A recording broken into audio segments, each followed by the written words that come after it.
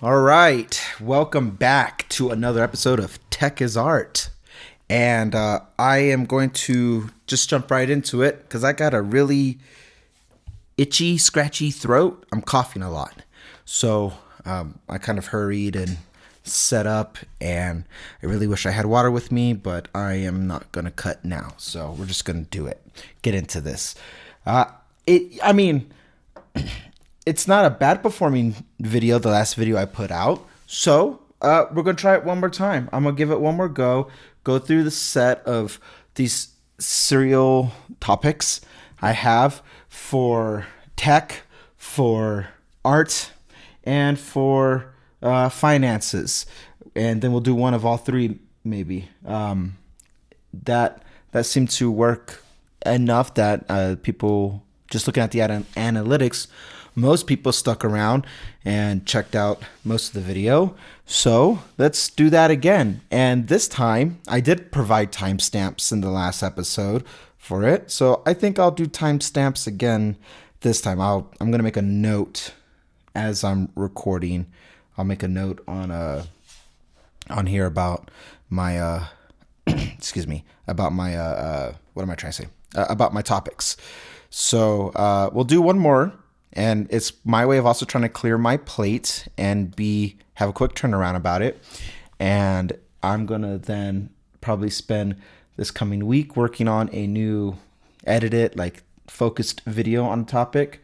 I have an idea for one. I'm looking at it right now. Yeah, I'm not going to cover that. Can I talk about any of these other? I might not have it. We'll see. Point is, we're going to go over some stuff. Yeah, you know that, guys? You know that stuff? I'm gonna get my timestamps ready so I can kind of get into it here. We'll start with the first one, going in right from the start. Let's talk about tech.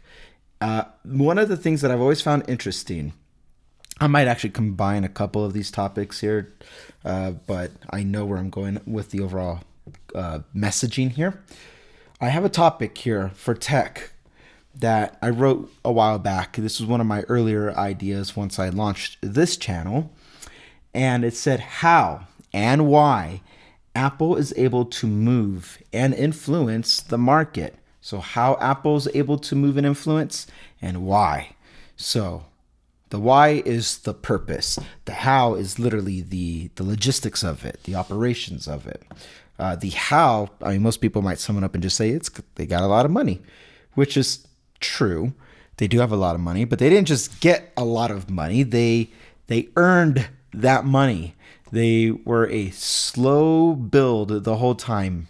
Apple, my demographics for this channel is interesting. We're kind of all over the place, so I'm only going to address the younger half of my listeners or viewers right now to tell you guys that Apple, you might know that Apple was not always this rich, powerful company, the most profitable company in the world.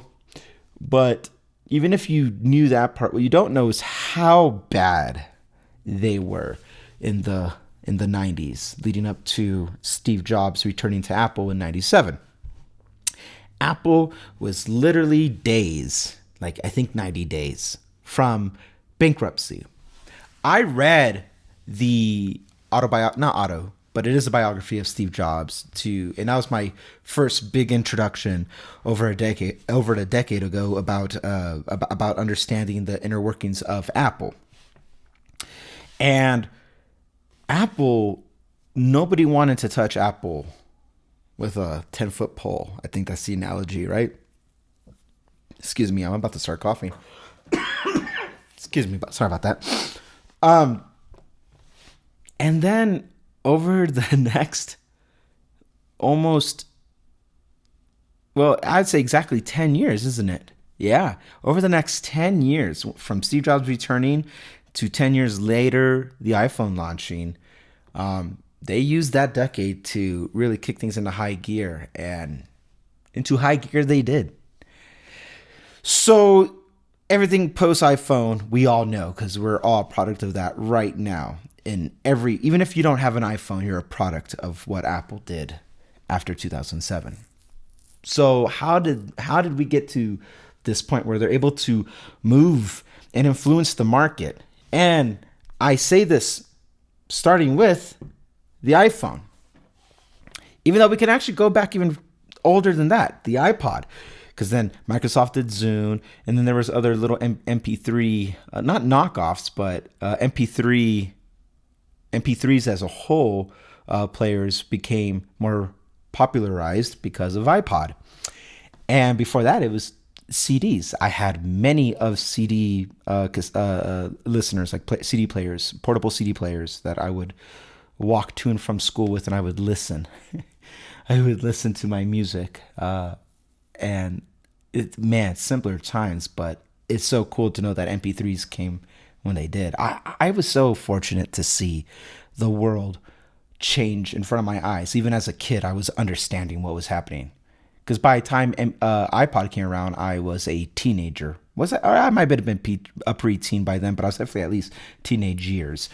And then if we go back even further, iMac changed how, and the whole Mac lineup changed how computers looked aesthetically going forward, putting an emphasis on design. Everything always had to do with design first, which is, I should have added that for the art category here. But anyway, I'm going to start with iPhone as being the big mover, because Apple then had ever since then dominated the industry because they did something so radically different. Now, the thing is, everything leading up to the iPhone matters. It's still relevant, because what maybe, again, addressing my younger audience, might not understand the gravitas of it. Is that how we call it? Is that the biggest thing that Apple really ever did in that era of Apple leading up to iPhone was actually not iPod, but iTunes. iTunes was the big change.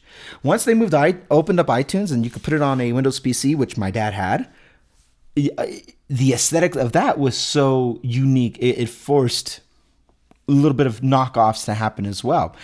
There's a funny, looking back at now, there was a funny comparison about Apple making fun of Windows when they launched Vista because they tried to make it look like a Macintosh, and Vista didn't do well. And I remember Vista not doing well. Windows 7 though, Windows 7 was good, but I'm starting to start a tangent there. But iTunes was the actual big market mover, because they had all these record labels, these studios back iTunes, because at the time illegal downloads were a thing from that of LimeWire, Napster, Pirate Bay, and alike. Stealing music was just common practice, and Apple forced an industry to move to a song-based model and not just making people buy albums. Because I'm a musician and because I've been so heavily in music my whole life, I actually understand the nuances of the business element of what the records were doing pre-iTunes. But there was a bit of a cop-out there about more or less trying to pull as much dollar out of a customer as possible, when really what customers would have been interested in more are singles. And which is why in this modern era of Apple Music and Spotify, singles are typically the more prominent Billboard charting, more popular way of doing things, and less emphasis on albums. Which, by the way, I put out an update on my artist channel about my debut album. So I did put it on the community tab on YouTube. So you should go take a look, go check it out, give you an update on that, because this is something I am actively involved with. But I also acknowledge that albums as a whole aren't the biggest, they ain't the market mover anymore. But I like to do albums out of an artistic approach, personally, as I've done my instrumental music. But back then, it was a necessity to do an album because that's how people signed their deals with labels, and they would have to do an album. But out of a 10 to 12 track album, 4 of them would have been good, like good songs, really good songs. And Apple pushed out iTunes and had these labels back it where they can buy these songs for 99 cents. And that was revolutionary. Ever since then, ever since iTunes, there was a big emphasis and focus on how Apple was manipulating the cultural, the social movement of things. And not everything was a success, by the way, because when I think of cultural or social movements, I think of them trying to do their own social media platform, which was called Ping, and it didn't do well.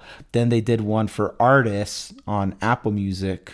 I think it was before Apple Music was Apple Music, but they had a thing for, it was like I think it was called at artists or it was something like that. Oh, Connect. It was Connect. It was called Connect.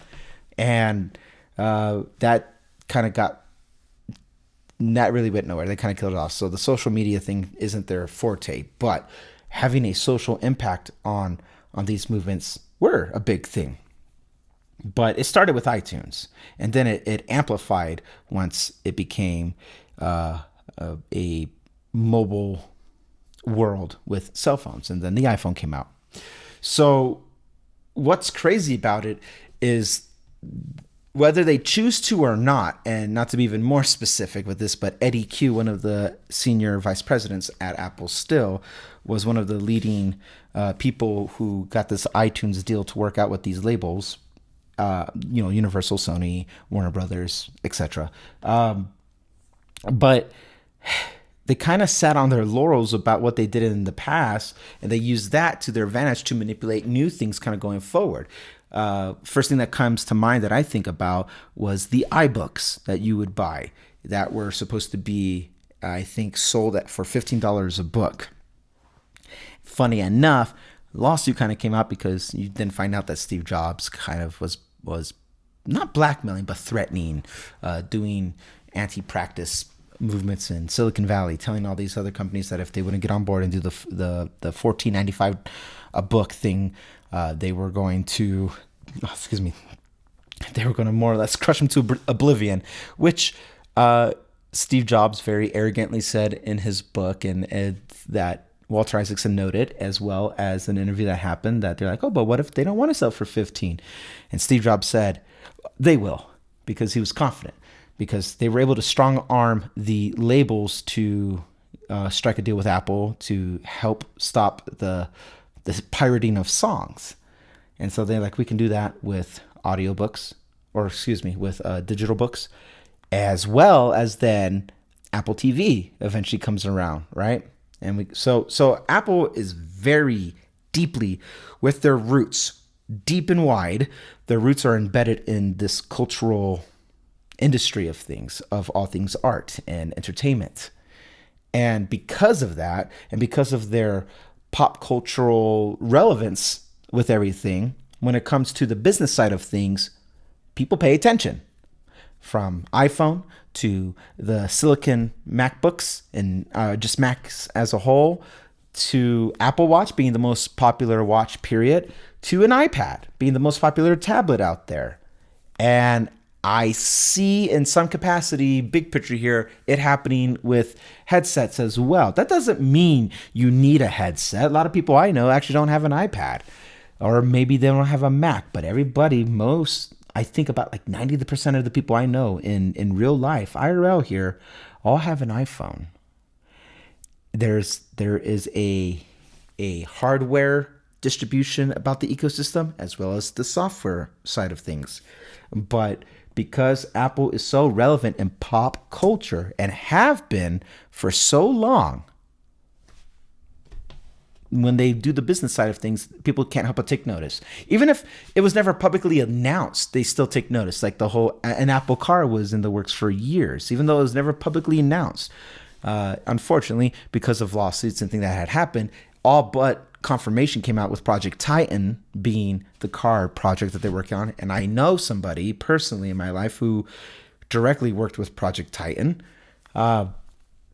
that people were very interested and focused on that.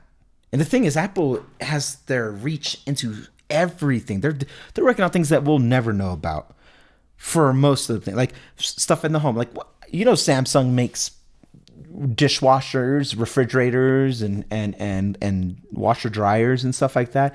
I wouldn't be surprised if Apple was playing around with their own hardware home stuff as well, in a way that, like, how would this work in the ecosystem of Apple? I wouldn't be surprised if that was a thing. I wouldn't be surprised if Apple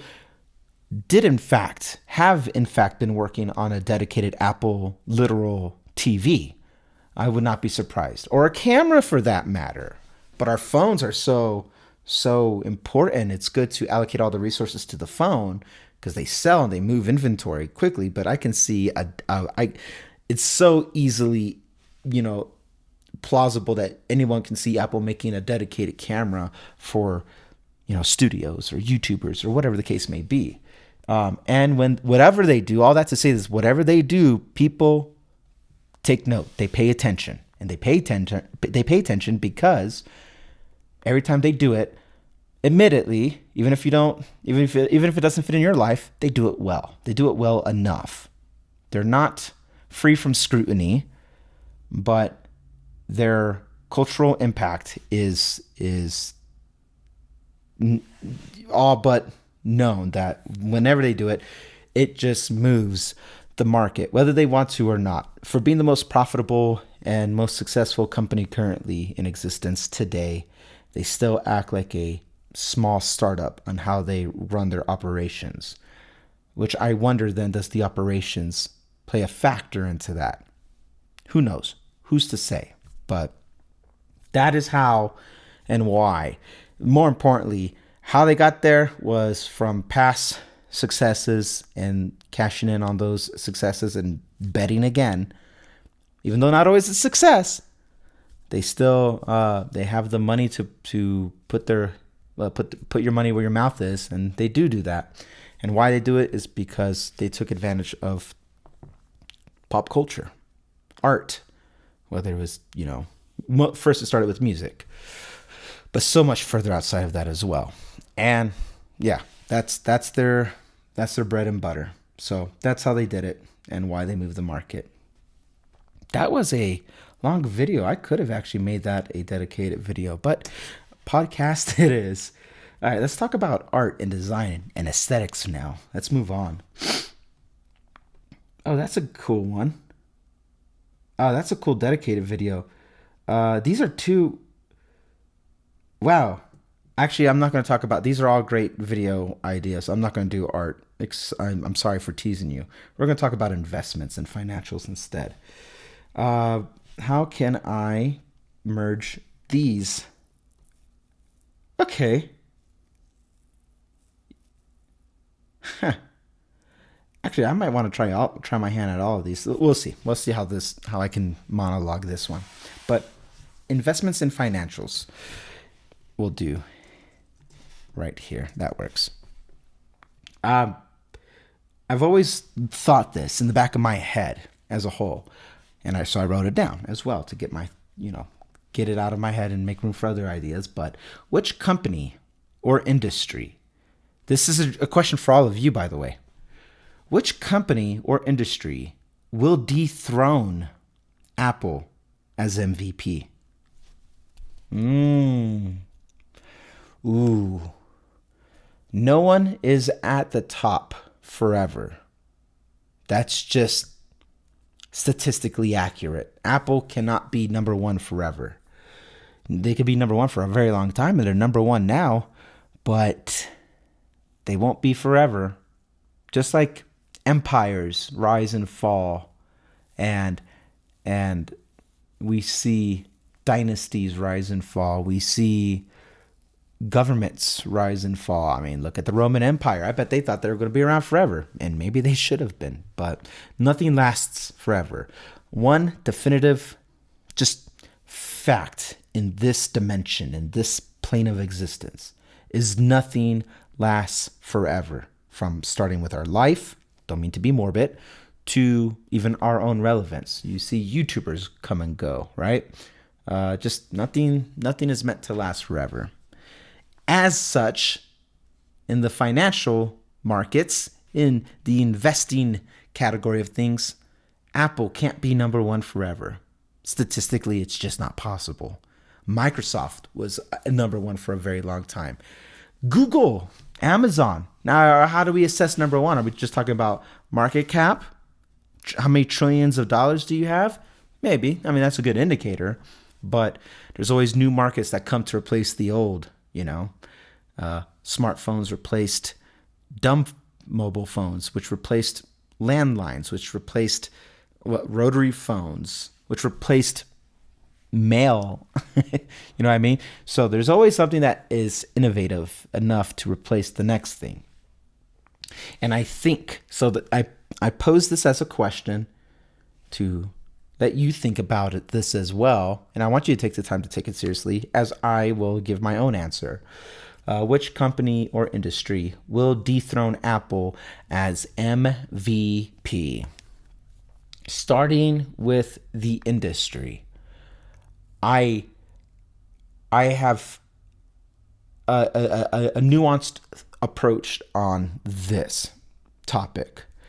I feel personally that whatever replaces Apple as an industry is that of a passive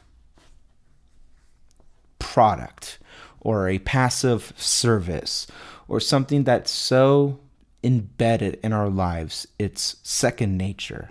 And I'll explain what I mean by that and how I got to that train of thought. I used to think about social media, what was going to replace Facebook? And at the time, Facebook, for the longest time, was, most attractive on a desktop. And I was thinking like, a laptop. A laptop's portable, but it's still a laptop. You need Wi-Fi or Ethernet connection. And I remember thinking back in 2013, specifically, I remember this so clear. In 2013, I said, the thing that's going to replace Facebook is something mobile, something portable. And I remember people, and I said this on Facebook, and people kind of scoffed at me. Oh, what does that even mean? And little did I know what I was trying to say then was the thing that was going to replace Facebook was Instagram, which is owned by Facebook. They went in and they bought the company. They had already owned the company by 2013, but that's literally what I meant. Where Instagram is strictly a mobile app. It is not a .com. It is now, but it takes the UI elements of the app, and it was an app for the longest time. But you can now access, Instagram on a web browser if need be, and post your reels or whatever. You can do that from a business point of view, but how it's used, not how it's ran on the back end, but how it's used is meant to be mobile. It's mobile. That's why there's no iPad app still, weirdly enough, at least not optimized, and why it's not really a watch app, even though the watch is an extension of the phone. The phone is the primary source of Instagram, which I think got its most success from that of Snapchat, which was also a mobile app, and that was very successful at one point. So I always said the thing that was going to replace Facebook was something mobile, and I guess what I was trying to say then, what I know now, was Instagram, because Instagram just steals from Snapchat and TikTok and everything else. So I think Instagram is like the reigning social media platform right now. Twitter, or X as we call it now, is trying to be optimized for more foot traffic by incentivizing content creators to go to their platform and get paid. But for what it is, if you just look at a use base, just on users alone, way more users are on Instagram than Twitter. So sorry, Elon. So same thought. I was like, that was just a convenient train of thought getting to that point. The thing that's going to replace Apple, which means what's going to replace the phone. Maybe nothing directly replaces the phone, but Apple's main success is because of the iPhone. The thing that's going to dethrone Apple and replace them as who's going to be number one is something out of a place of convenience and passiveness, something that's just integrated in our lives. I don't know what that looks like. And I am not quick to jump on the AI bandwagon and say it's going to be something AI related. NVIDIA making the chips and stuff like that. Like NVIDIA now is one of the more successful companies in the Fortune 500. It's right up there. I don't know. NVIDIA is going to be the one that replaces Apple because NVIDIA is that akin to like Qualcomm or Intel. So it's just different. They make parts, which kind of helps them cement their place in relevance because people need parts to run their things.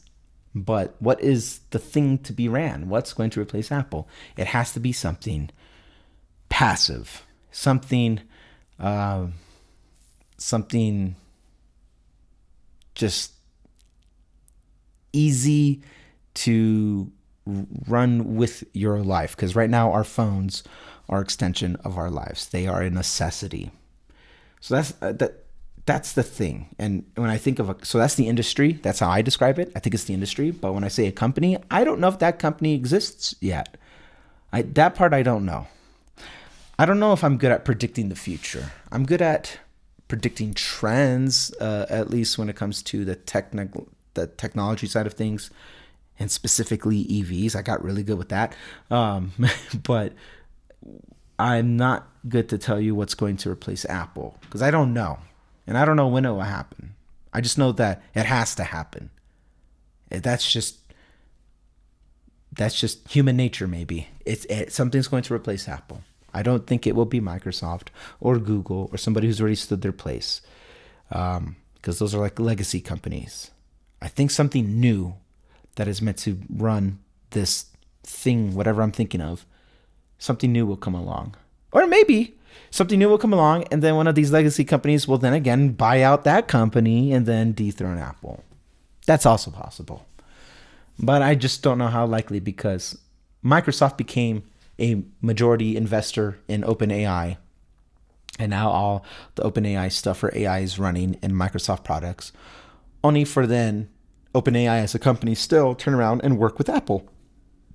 So does Microsoft have an edge now?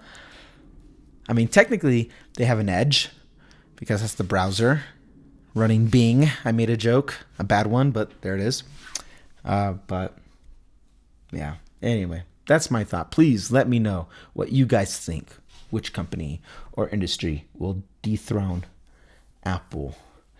Here's another quick one, actually. I'm going to have fun with this one. I'm going to staying in the subjects of staying on the topic of finances.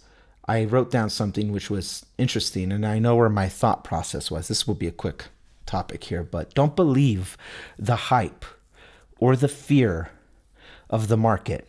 I'm going to say that again. If you are an investor, especially if you're someone who dabbles in the stock market, but even as a customer, just hear me say this again. Don't believe the hype or the fear of the market. So when something is so good to be true, or when something's crashing to the ground, don't believe either of those extremes. And I wrote in asterisk, short-term growths. I'm having a hard time hearing my playback in my ear, so I kept emphasizing growths.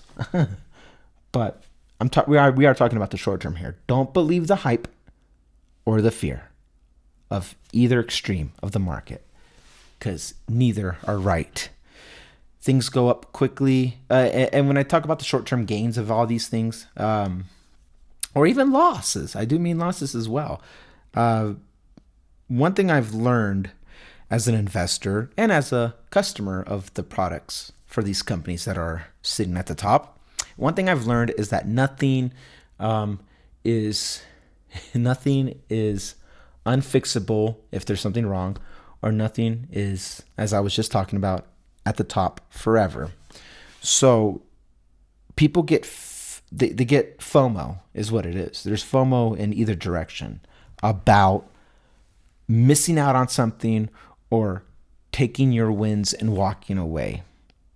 If you are an investor and if you're a customer of a product, people turn around and start to sell off their stuff to replace it with the competition, or they start buying more things thinking it's going to hold something more than a sentimental value. Either way, being clear-headed, level-headed about making a financial decision, buying $1,000 plus phone, or investing $1,000 into a company through stocks. Either one of those things, you want to always take the approach of the market or the companies, take it from a long-term stance, a long-term point of view. Don't look at something and like, I'm going to do this because I'm going to reap the benefits within 90 days or 30 days or whatever. Nothing is stable that quick. Even when we had the COVID pandemic and the market went straight down. And this is, I'm telling a personal story now. I bought a lot of stocks from a lot of different individual companies that I was familiar with. This is before I was really investing in broad index funds, which I do index funds now. I do ETFs and index funds. I don't do individual companies as much anymore. Just to put that out there. But back then I was, because I was trying to buy dividend stocks and things of that nature. When the stock market crashed, I was like, ooh, that was crazy. And as I was buying things as we were still going down, and then when we hit the bottom, I bought more. And then as we were going up, I still buy more. But what I didn't expect is how quickly it was going to shoot right back up. We artificially stimulated the market, and it shot way up again. By 2021, 2022, the market was all-time high. And then by the end of 2022, it went from the highest all the way back. It was going down again. Things were falling, free falling, mind you. Up until, I think I wrote this note, by the way, a couple months ago. So the market has changed again since I even wrote this. But this all but proves my point. We were falling for a year. Why? There is actually, looking at the data, you can see that while interest rates go up, the market falls, and when interest rates go down, the market will climb. That's just there is a balance to that with looking at the federal interest rate. So all that time when the market was falling, I saw people selling. People I know in my life were selling off certain stocks, like, oh no, this market's not stable right now. You can always pick a proper time to say when something is not stable, but then you can also say the exact opposite at any point too and be like, oh, now's a good time because, get greedy when people are fearful and get fearful when people are greedy. There's all these, sayings that can all ring true, and it's all crap. Because the only consistency that you will ever see in the market, and even as a customer, is longevity of it, not timing the market, time in the market. And I say that from someone who, now as a customer point of view, if you are not an investor, I have a 2018 iPad. You can tell from that little sucker right there, a one lens camera. I have a 2018 iPad that runs just fine. It's now going to be 6 years old, and it's still fine. Longevity with this iPad has gotten my money back on it. I cannot say the same for the iPhone. Not every year, but most years, I bought the new iPhone. And then I'm like, I'm going to hold on to this iPhone for a very long time. Only for then to find out that like, oh, I'm not going to get the AI features that come to the base iPhone 15, which, because I'm trying to save money and I don't care about promotion or a telephoto lens or whatever. The 15 for me, by the way, you do get a telephone lens if you punch in the same way and you don't lose any quality of a 12 megapixel camera. I get a 2x and I get a half X ultra wide. So I had everything that I wanted. You fundamentally get basically 3 lenses at the cost of 2. And I'm like, all right, that's fine. So that works. And it was under $1,000. I like that. But now I'm getting FOMO, and I'm trying to take my own advice here. I'm getting FOMO because I want the AI features that are about to come to the iPhones. I want that, and this phone just won't get it. I'm like, Am I going to have to upgrade? I don't know. I just don't like being software locked. I've said that before on this channel. I hate being software locked. But my point is that I am also telling you, as someone who is flawed, who has emotions, I too experience FOMO. But when it comes from a financial standpoint and an investment standpoint, if you are an investor, you buy stocks, don't worry about what's happening today. That's the takeaway. Worry about what's happening 5, 10 years from now. That's more important. It really is. And I say it's more important because there's a greater chance of you making a return on your money, or at least breaking even. If you are in a downfall economy, something can't fall forever, as now witnessed right now in 2024. We're seeing an up climb again. And we don't know what that means. I don't know what that. I don't really care what that means, because I'm not retiring in 2025, and at least not to cash out my portfolio. That's something I'm going to worry about in the 2050s. You know, I'll care more about that then. We could talk about that then. God willing, I'm still around and we can still do this. But don't worry about the hype. Don't worry about like you're missing out on something. Don't. All hype is artificial, and all fear, there is also a bit of malice in certain fear. And I used the example I talked about in the last episode of here about me selling my Facebook and Netflix stocks. I sold them out of fear. And had I not done that, had I just taken my own advice that I now since then learn, I would have made way more money, because Facebook is doing just fine. Meta is doing just fine. Netflix is doing just fine. And I would have been sitting pretty on a good amount of cash, positive. But I bought into the fear. Don't believe the fear. And don't believe the hype either, because the one thing about hype is when a stock market shoots up, or a stock price of something shoots up because of hype, that means the cost has already been, the hype portion has already been added. You're going to come into it late. I only know that from my one successful gamble, if we want to call it that, with Tesla. I bought it before there was hype, only because I was a believer of the product. Nothing else. They were still on the brink of bankruptcy. The hell year, I forget what Elon had called it, but when they were trying to do the production for the Model 3, I bought shares. I started my first shares of Tesla shortly after Model 3. So somewhere in 2016, 2017, somewhere around there is when I bought my first batch of shares. And then I just kept buying since then. The hype happened in 2020 when the Model Y came out. That sucker shot straight up. In 2021, I think 2021 or 2022 was that was the peak of Tesla stock for that time. And it was all hype, right? Because there was a chip shortage. I didn't sell then either. And maybe I should have. Who cares you can always look back and make a better judgment call of what you should have done or should not have done. But I didn't sell because there was still hype. At that point, I wasn't buying in any more stock. I was like, nope, no. That happened around the time I learned my lesson about Facebook and Netflix, by the way. So just don't believe any of it. Believe in time in the market. That's the takeaway message here. Believe in the long game. Nothing short term is guaranteed. That's gambling. You're not investing, you're gambling. That's it. That's why if you happen to win big and you cash out quickly, that's why you pay more taxes on it, because you're gambling. So there you go. There's that. How long was I talking about that one? That was a 10-minute one too. Shoot. Do I got one more? Should I do one more? No, I'm going to call it there. I gave you 3. I'm going to call it there. I'm trying to be rapid fire. You know what's crazy? These 10-minute like monologues for each topic, this is more or less almost what the videos would have looked like, except these are not scripted. So you're seeing my raw thoughts being processed out loud to make it make sense for you.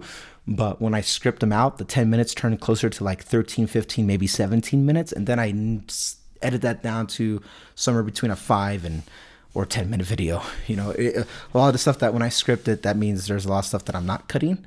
It's just a matter of pacing it. But you're seeing in live time how I would have made these videos as edited videos. I didn't do anything with art today because there's some cool stuff there's things I want to talk about that are better told visually, not just audibly spoken. So I'll give you an example. One has to do with about like tiny homes, because I find the concept of tiny homes very interesting, but that's not fun. That's not good for me, as just, I can't just talk about it. There's things I need to show you, and I wasn't prepared for that. And there's other stuff as well that is there I won't talk about, but there it is, ladies and gentlemen. Yeah, there we go. I'm surprised I only coughed once. My throat is so itchy. But we did it again. We did a quick turnaround, multi-topic episode. I hope you like these. I don't really know. I will see how this video performs. Depending how this video performs, we'll decide if I will do this for a third time and keep moving forward, or will this be the last one? Either way, I'm fine with it. I'm working through clearing my topic ideas so I can put more time in the stuff I want to talk about. But there you go, guys. I hope you guys have a good rest of your day, night, morning, evening, wherever you are in the world, whatever time you are checking this out. I hope you're doing well, and I do mean that. I'm gonna go. So you guys take care of yourself, and I will talk to you guys later. Goodbye.